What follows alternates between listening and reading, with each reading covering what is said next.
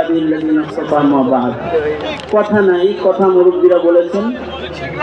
কয়েকটা কথা। এক নম্বর কথা হলো, সরকার আমাদের আজকের উপস্থিতিকে কোনো প্রদর্শনী মনে করবেন না, অন্যথায় এর কড়া হিসাব আপনাদের দিতে হবে। দ্বিতীয় কথা হলো, আন্তর্জাতিক পরিমণ্ডল থেকে বিজ্ঞ ওলামা হযরতগণ এখানে এসেছেন।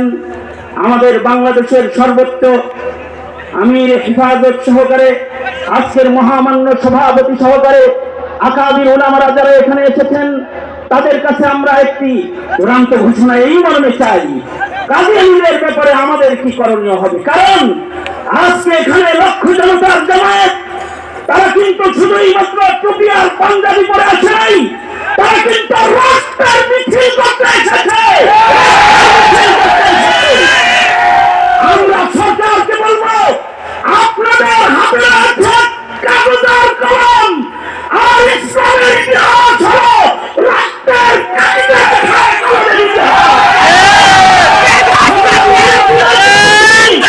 আমরা আজকে যে রক্ত মিছিল নিয়ে এসেছি, কাদিয়ানীর ব্যাপারে সিদ্ধান্ত নিন, বাংলাদেশে কি হবে। আমরা লাশের মিছিল নিয়ে আসবো।